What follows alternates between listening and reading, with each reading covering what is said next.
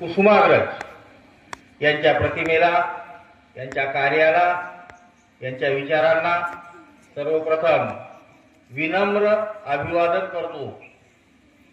आजच्या या मराठी भाषा गौरव दिनाच्या कार्यक्रमाचे अध्यक्ष, आपल्या विद्यालयाचे प्रभारी मुख्याध्यापक सन्माननीय श्री देशमुख सर,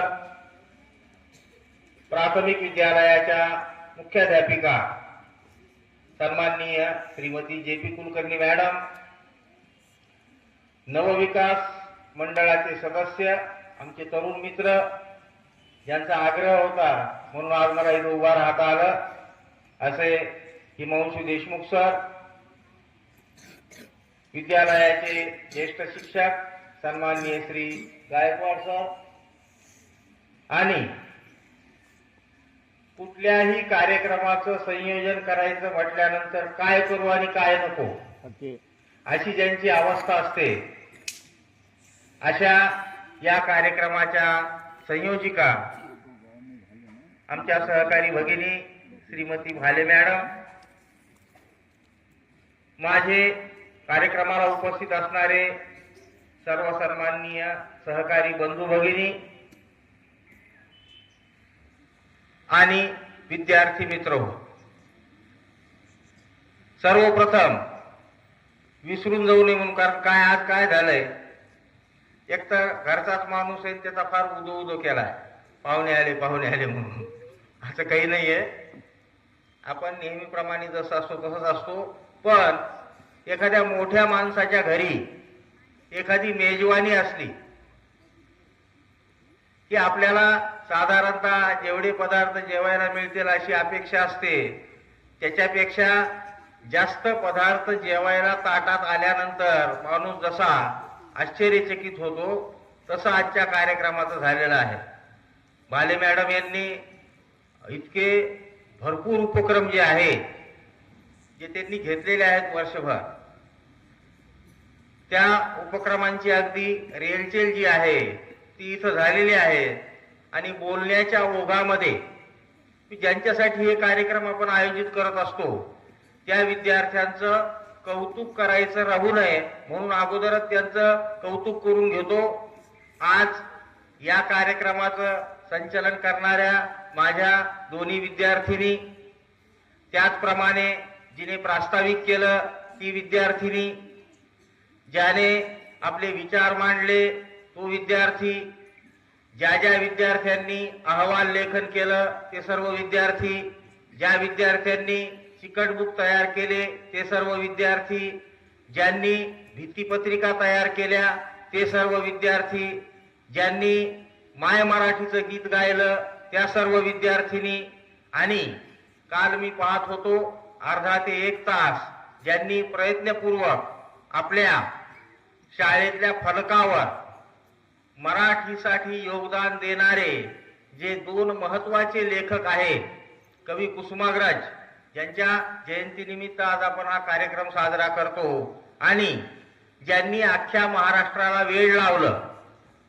म्हणजे एक 50 वर्ष महाराष्ट्र हसता खेळता ठेवला, असे पु ल देशपांडे यांचे चित्र काढणारे स्वप्नील थोरात आणि प्रसेनजीत साळवे हे दोन्ही विद्यार्थी, मला वाटतं बहुतेक संपले असतील, कुणी राहिले नाही, या सर्व विद्यार्थ्यांचं, कारण विद्यार्थीच एवढ्या विद्यार्थ्यांनी यात सहभाग घेतलेला आहे की खऱ्या अर्थाने ज्या गोष्टीसाठी हा कार्यक्रम आयोजित करायला पाहिजे ते ध्येय जे आहे, तो उद्देश जो आहे तो सफल झाला आहे असं म्हणायला हरकत नाही।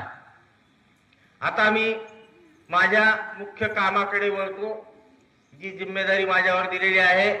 सर्वप्रथम आजच्या मराठी भाषा गौरव दिनाच्या मी तुम्हा सर्वांना शुभेच्छा देतो, आणि या मराठी भाषा गौरव दिनाच्या निमित्ताने मराठी भाषेचे कविश्रेष्ठ गझलकार, ज्यांनी उर्दू भाषेतला गझल हा प्रकार मराठी भाषेमध्ये आणला, रुळवला आणि लोकप्रिय केला, असे कविश्रेष्ठ सुरेश भट यांनी मराठी भाषेबद्दल लिहिलेली जी कविता आहे आपल्याला त्याच्या फक्त 4 ओळी माहिती असतात. पूर्ण कविता जी आहे 1 ते 1.5 मिनिटामध्ये, ती कविता मी तुम्हाला ऐकून दाखवतो. ती कविता मी वाचून तुम्हाला ऐकून दाखवण्यामागचं कारण हे आहे की मराठी आपल्यासाठी काय करते आणि मराठीत आपण काय काय करतो याचं वर्णन जे आहे ते कवीने त्या कवितेत अत्यंत बहारदार केलंय. पहा, लाभले आम्हास भाग्य बोलतो मराठी, जाहलो खरेच धन्य ऐकतो मराठी, धर्म पंथ जात एक जाणतो मराठी, एवढ्या जगात माय मानतो मराठी. आमुच्या मनामनात दंगते मराठी, आमुच्या रगारगात रंगते मराठी, आमुच्या उराउरात स्पंदते मराठी, आमुच्या नसा नसात नाचते मराठी, आमुच्या पिला पिलात जन्मते मराठी, आमुच्या लहानग्यात रांगते मराठी, आमुच्या मुला मुलीत खेळते मराठी, आमुच्या घराघरात वाढते मराठी, आमुच्या कुला कुलात नांदते मराठी, येथल्या फुला फुलात हासते मराठी, येथल्या दिशा दिशात दाटते मराठी, येथल्या नगा नगात गरजते मराठी, येथल्या दरी दरीत हिंडते मराठी, येथल्या वनावनात गुंजते मराठी, येथल्या तरुलतात साजते मराठी, येथल्या कळी कळीत लाजते मराठी, येथल्या नभामधून वर्षते मराठी, येथल्या पिकामधून डोलते मराठी, येथल्या नद्यामधून वाहते मराठी, येथल्या चराचरात राहते मराठी, पाहुणे जरी असंख्य पोसते मराठी. खूप महत्वाच्या त्या 4 ओळी. आजकाल जे आपल्याला मुंबईमध्ये पुण्यामध्ये मोठमोठ्या ज्या मेट्रो सिटी आहेत त्याच्यामध्ये जे विदारक दृश्य समोर येते त्याच्यावर अत्यंत समर्पक या ओळी 25, 30, 40 वर्षाखाली सुरेश भट यांनी लिहिलेल्या शेवटच्या 4 ओळी त्या. ते जरी असंख्य पोसते मराठी, आपुल्या घराला सोसते मराठी, हे असे कितीक खेळ पाहते मराठी, शेवटी मदान फोडते मराठी. ही मराठी भाषेची थोरवी जी आहे सुरेशांनी आपल्या गझलेमधून खूप पूर्वी जी आहे ती म्हणून दाखवलेली आहे. विद्यार्थी मित्र हो, एका गोष्टीमध्ये नेहमी गल्लत होते, माझी अगोदर अशीच गल्लत होती की आजचा जो दिन आहे, आजचा जो दिन विशेष आहे, बरेच लोक गैरसमजाने याला मराठी राजभाषा दिन म्हणतात, परंतु आजचा दिवस वेगळा आहे आणि मराठी राजभाषा दिन हा दिवस सुद्धा वेगळा आहे. मराठी राजभाषा दिन आपण 1 मे ज्या दिवशी आपल्या महाराष्ट्र राज्याची निर्मिती झाली त्या 1 मेला आपण साजरा करतो. 1960 मध्ये आपल्याला आपलं, आणि पहा दुसरी एक महत्वाची गोष्ट आहे, महाराष्ट्र का निर्माण झाला, महाराष्ट्रात मराठवाडा का आला, अगोदर नव्हता. महाराष्ट्रात विदर्भ का आला, आणि विदर्भ अगोदर मध्य प्रांतात होता इंग्रजाच्या काळात. मराठवाडा अगोदर निजाम साम्राज्याचा भाग होता. तरीही 1960 मध्ये महाराष्ट्र निर्माण झाला त्यावेळेला हे दोन्ही प्रांत, मग तो विदर्भ असेल मराठवाडा असेल, महाराष्ट्रात सामील झाले. याचं कारण काय तुम्हाला माहिती आहे? याचं कारण आहे फक्त भाषा. मराठवाड्यातले लोक सुद्धा मराठी भाषा बोलायचे, विदर्भातले लोक सुद्धा मराठी भाषा बोलायचे. म्हणजे भाषेची ताकद किती आहे हे लक्षात घ्या. भाषा लोकांना एकमेकाशी जोडते म्हणतात. याचं अत्यंत चांगलं उदाहरण आपल्याला आपला महाराष्ट्र कसा एकीकृत झाला याच्यावरून लक्षात येतं.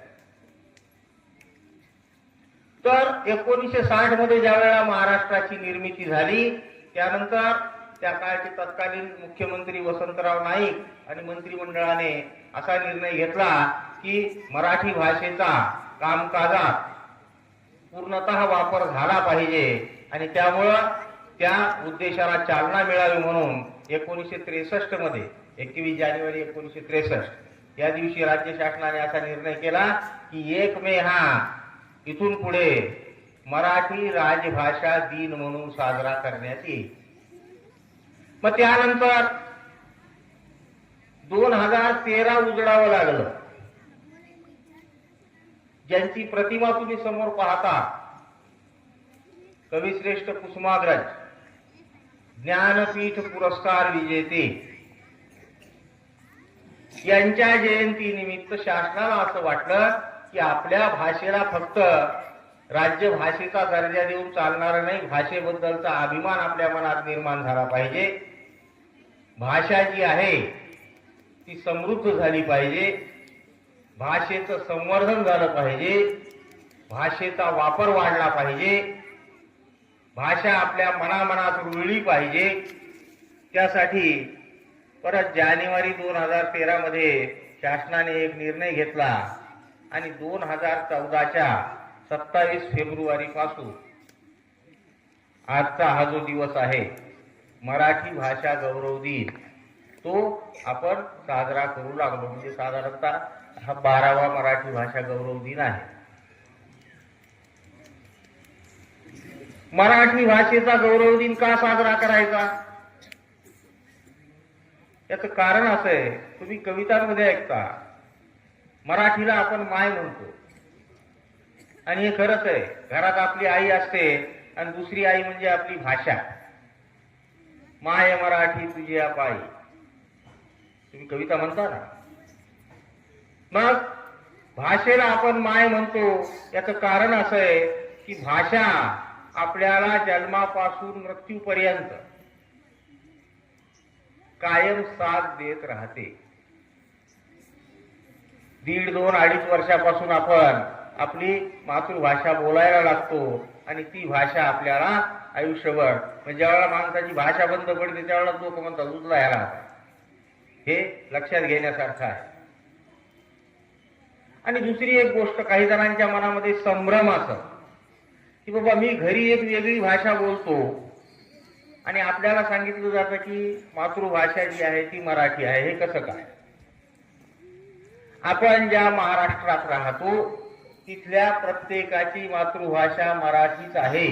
मी तर असं म्हणेन की ज्याला मराठी भाषा छानपैकी बोलता येते, लिहिता येते, वाचता येते आणि समजते, तो प्रत्येक जण महाराष्ट्रीय. महाराष्ट्रीय माणूस कोण किंवा मराठी माणूस कोण? ज्याला मराठी भाषा लिहिता येते, वाचता येते, समजते, आकलन होते, कळते, अभिव्यक्त करता येतं, तो माणूस म्हणजे मराठी माणूस किंवा महाराष्ट्रीयन माणूस. आपली ही जी भाषा आहे ही भाषा आपल्या अभिमानाचा विषय असला पाहिजे. फक्त एक दिवस 27 फेब्रुवारी या दिवशी मराठी भाषेचा गौरव करायचा, उत्सव साजरा करायचा, त्यानंतर आपल्या बोलण्यामध्ये मराठी भाषा येऊ द्यायची नाही, मग त्याला काही अर्थ राहणार नाही.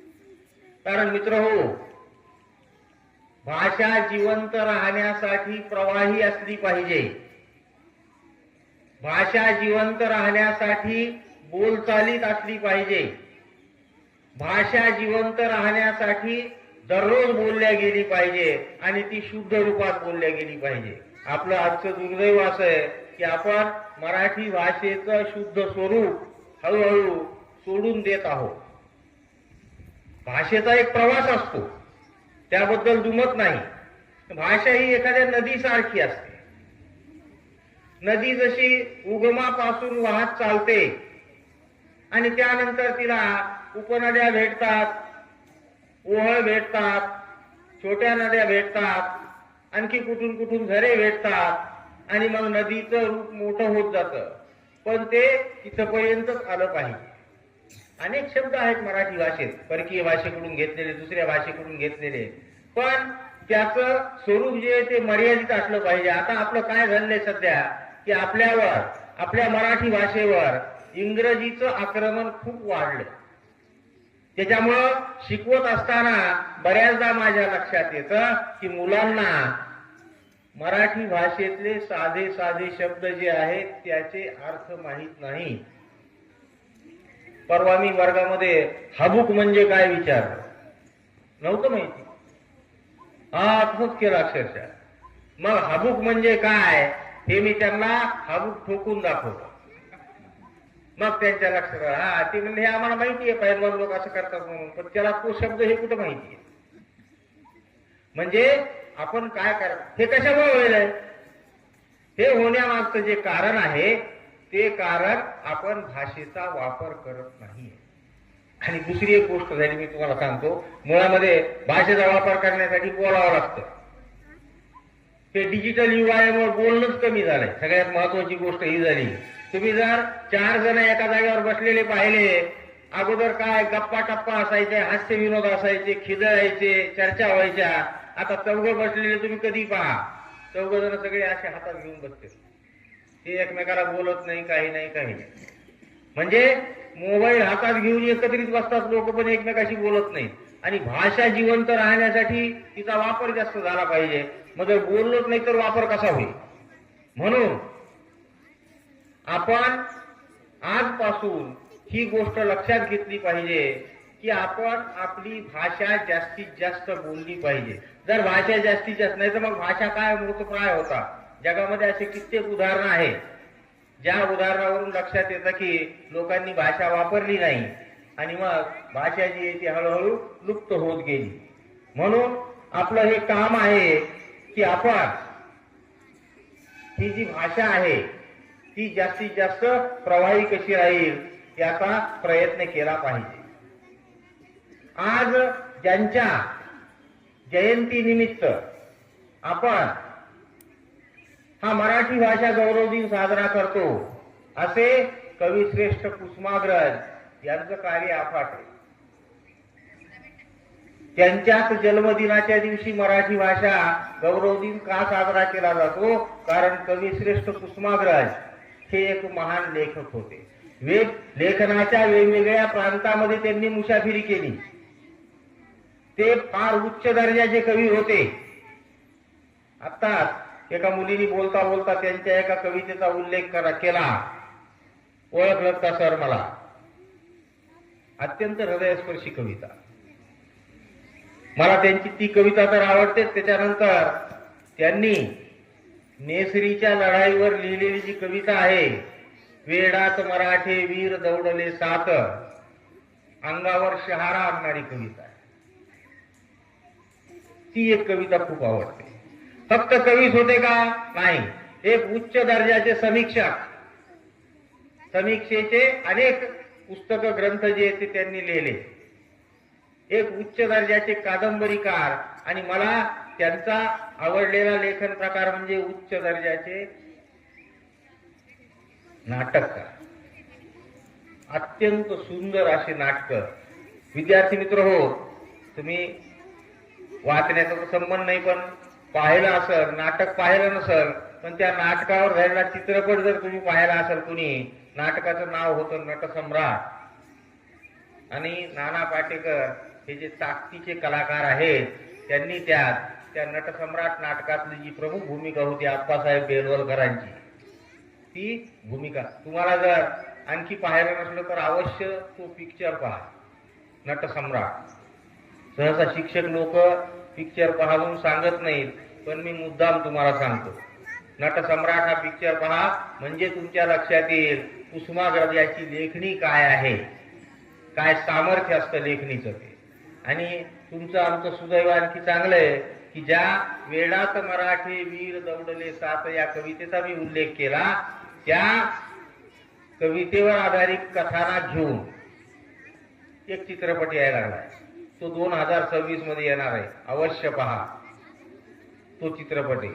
मी ती कविता तुम्हाला सगळ्यात शेवटी जी आहे ती वाचून दाखवणार आहे. तर असे कुसुमाग्रज ज्यांच्या जन्मदिनाच्या निमित्ताने 2014 पासून आपण हा मराठी भाषा गौरव दिन साजरा करतो. मराठी भाषेच्या संदर्भातली एक आनंदाची बातमी मागच्या वर्षी आपल्याकडे आहे. खूप वर्षापासून प्रयत्न चालले होते. काय प्रयत्न चालले होते की मराठी भाषेला अभिजात भाषेचा दर्जा देण्यात यावा. 50 वर्षापासून चाललं होतं. केंद्र सरकार काही दाद देत नव्हतं. मग शेवटी महाराष्ट्र सरकारने खूप प्रयत्न केले. रंगनाथ पठारे यांच्या अध्यक्षतेखाली हे अभिजात भाषेचं मान्यता देण्यासाठी काय करता येईल याची एक समिती स्थापन केली आणि अखेरीला परवा 3 ऑक्टोबर 2024 ला केंद्र सरकारने आपल्या मराठी भाषेला अभिजात भाषेचा दर्जा दिला. तुम्ही म्हणताल म्हणजे काय झालं? आपल्या देशामध्ये 350 ते 400 भाषा बोलल्या जातात. लक्षात घ्या, 350 ते 400 भाषा. त्यातली आता परवा जो आपल्या भाषेला मान्यता किंवा दर्जा दिला अभिजात भाषेचा तो 11वा होता. म्हणजे याच्या अगोदर फक्त 10 भाषा ज्या आहेत त्या अभिजात भाषा म्हणून मानल्या जात होत्या. मराठीला तो दर्जा दिल्यामुळे ती 11वी अभिजात मराठी भाषा झालेली आहे आणि ती आपल्यासाठी अत्यंत महत्वाची, गौरवाची आणि आनंदाची गोष्ट आहे.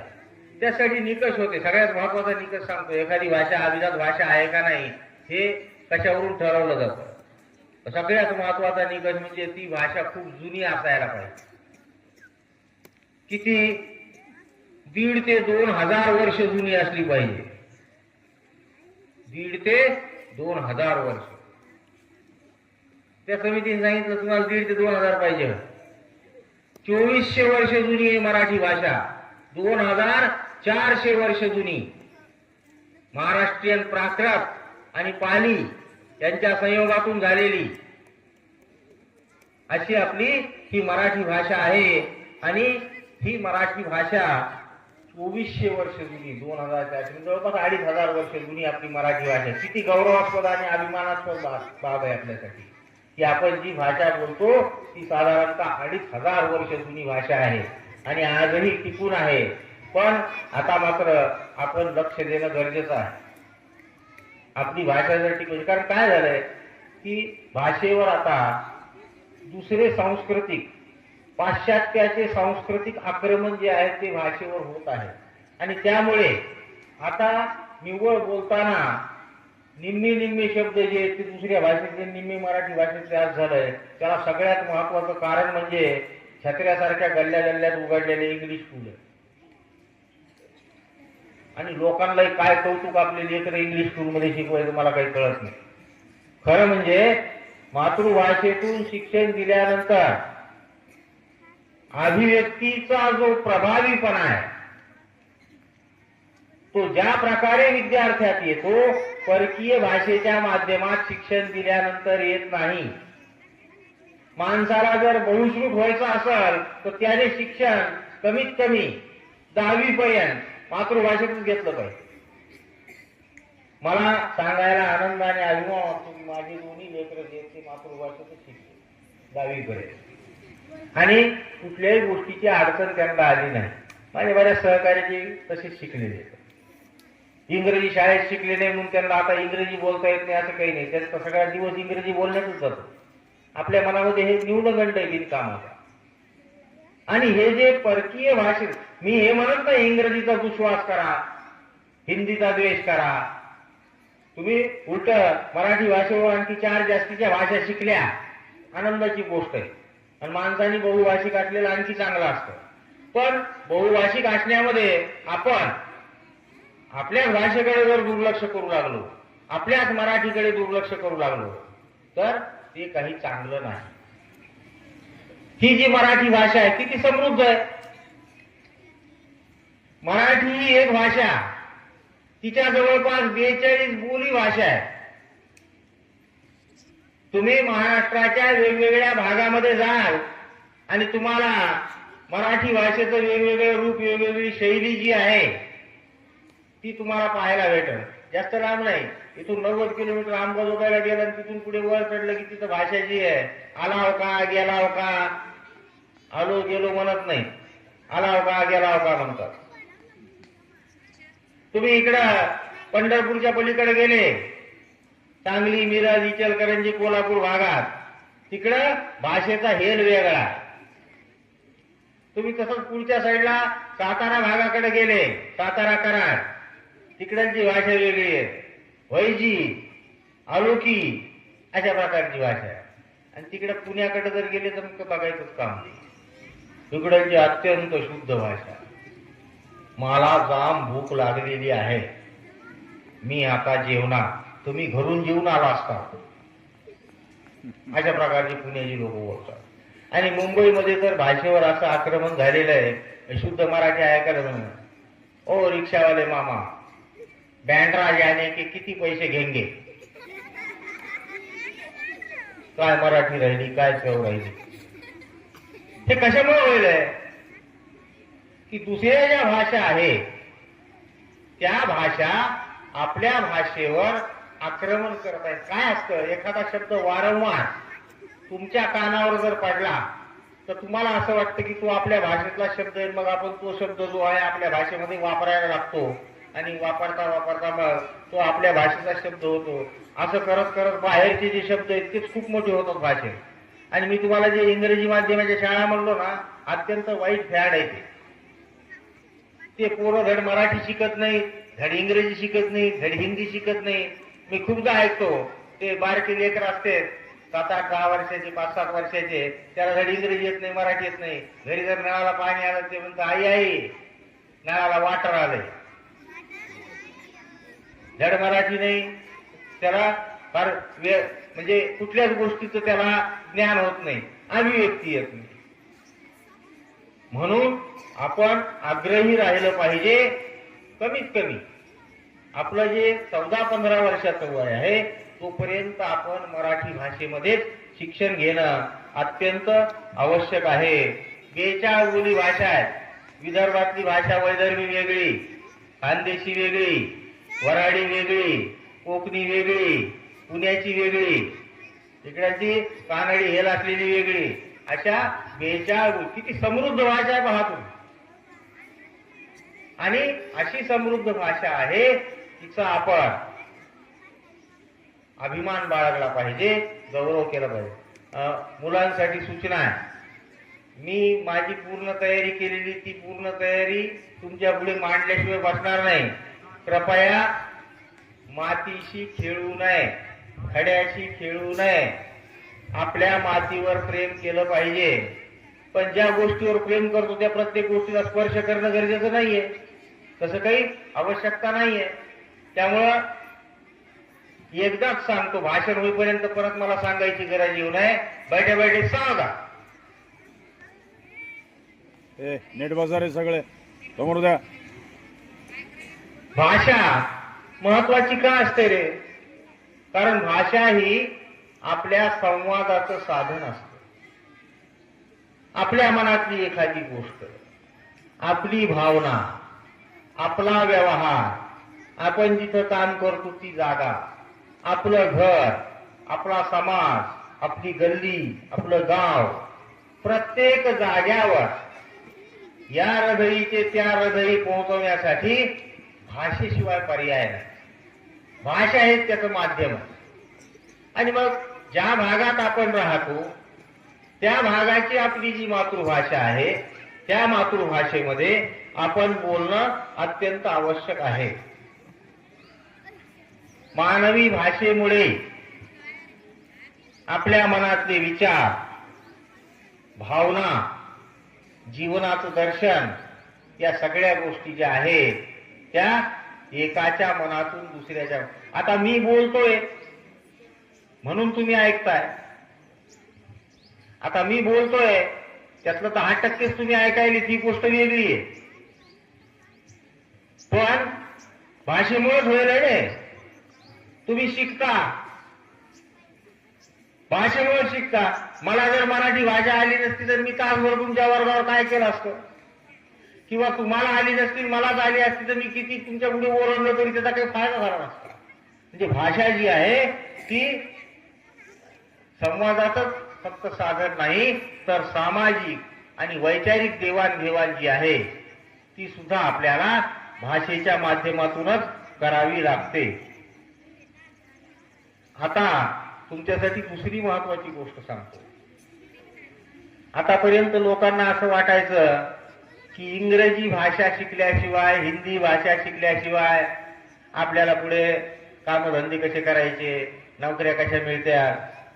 आता तसं काही राहिलेलं नाहीये.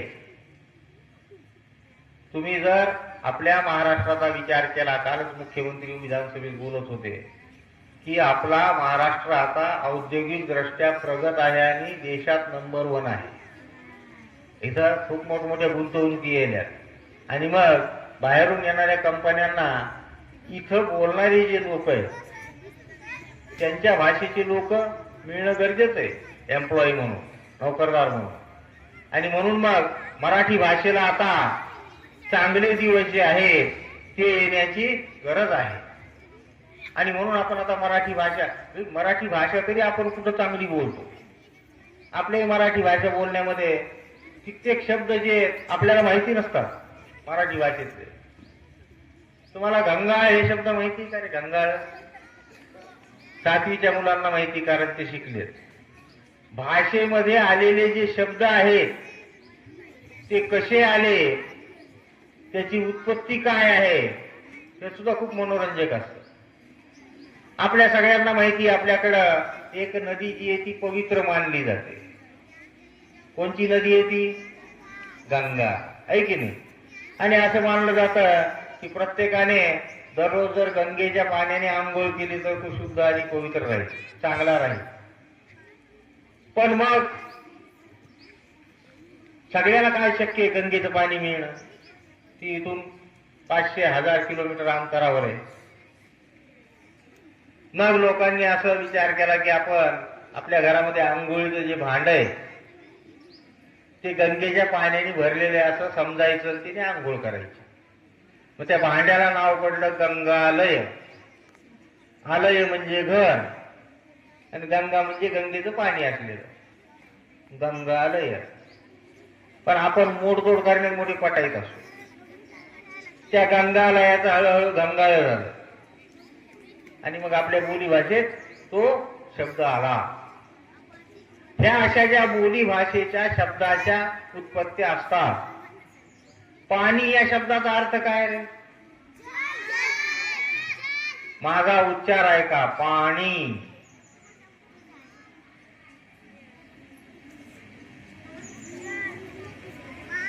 पाणी,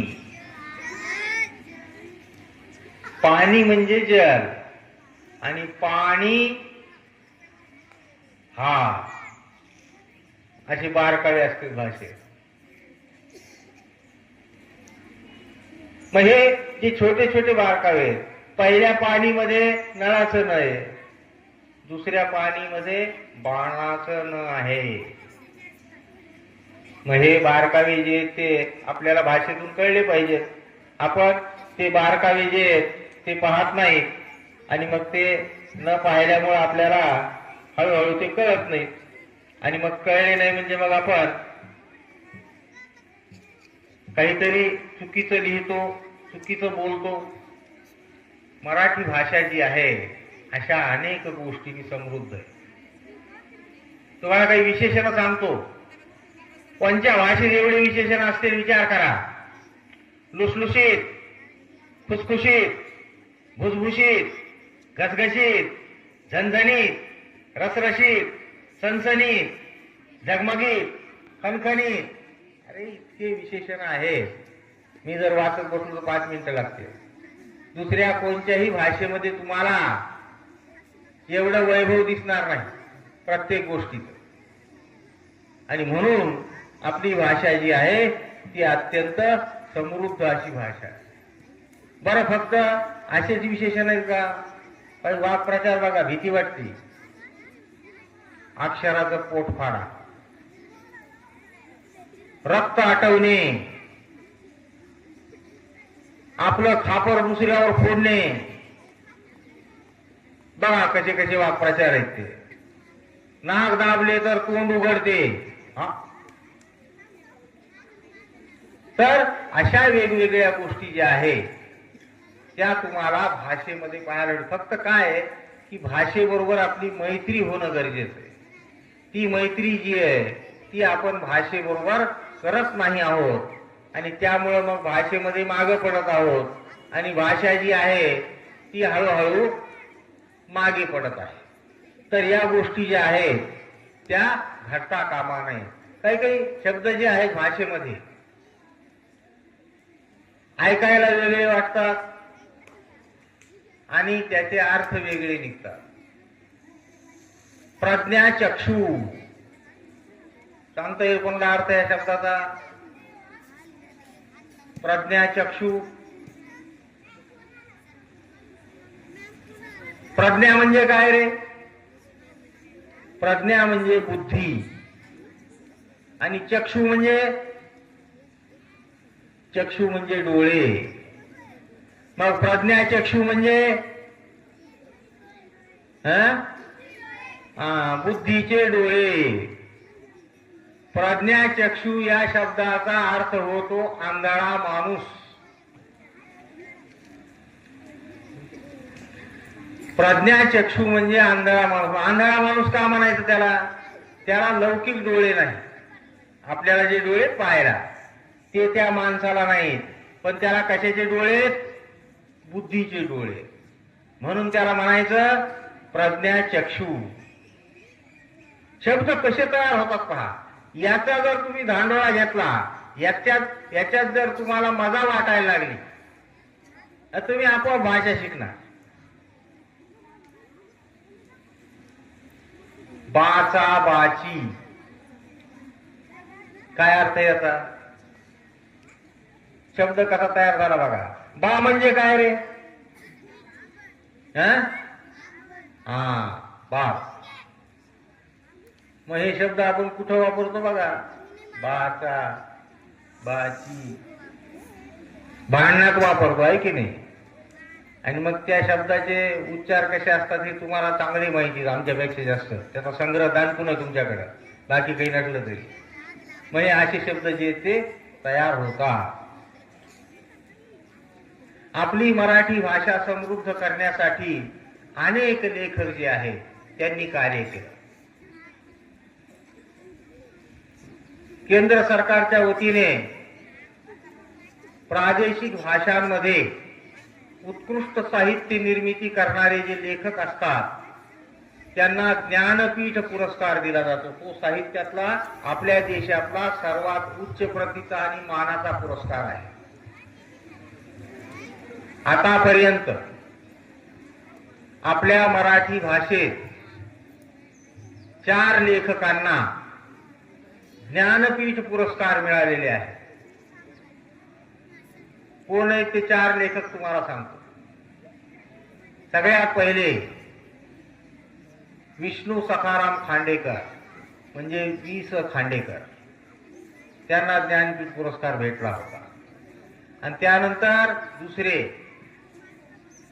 कविश्रेष्ठ कुसुमाग्रज वि.वा. शिरवाडकर यांनाही ज्ञानपीठ पुरस्कार भेटलेला. तो फार उच्च साहित्य कृती असली तर भेटते, कोणालाही देत नाही. तिसरा पुरस्कार भेटला होता उच्च प्रतीचे कवी विंदा करंदीकर. आणि चौथा पुरस्कार भेटला अशा 5-7 वर्षांनी भालचंद्र नेमाडे. म्हणजे 4 ज्ञानपीठ पुरस्कार भेटणारी अशी आपली समृद्ध मराठी भाषा आहे. यांना पुरस्कार भेटले म्हणजे बाकीचे लेखक कवी प्रतीचे होते का? नाही. आणखी जवळपास 10 ते 15 लोकांना पुरस्कार भेटावेत एवढ्या ताकदीचे लेखक होते. प्र के आत्रेंना भेटायला पाहिजे होता, पु ल देशपांडे यांना भेटायला पाहिजे होता. असं मोठं काम करणारे जे लेखक त्यांना भेटायला पाहिजे होते. परंतु त्या विशिष्ट काळी समजा त्यांना पुरस्कार देताना त्यांच्या तोडीचे दुसऱ्या भाषेत असतील, मग त्याच्यामध्ये बऱ्याच गोष्टी ज्या आहेत त्या अंतर्भूत होतात, म्हणून त्यांना भेटला नाही. पण या लोकांनी सुद्धा आपल्या भाषेसाठी अजोड अशी कामगिरी जी आहे ती केलेली आहे.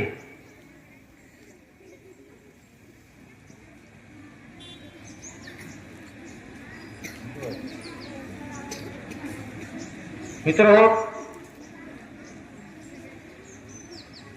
आणखी थोडंफार काही मांडता आलं असतं, पण आपल्याकडे आज नेमक्या 10वीच्या परीक्षा असल्यामुळं वेळेची कमतरता आहे. तुमचा अंत फार वेळ पाहत नाही. आज मला या ठिकाणी प्रमुख वक्ता म्हणून बोलावलं, माझे विचार मांडण्याची संधी दिली आणि हे अपेक्षित नव्हतं. आपण सगळेजण एक आहोत, पण तरी माझा फारच जास्त यथोचित सन्मान केला. त्याबद्दल मी संयोजकाचे, आपल्या सर्वांचे आभार मानतो आणि माझं मनोगत संपवतो. धन्यवाद.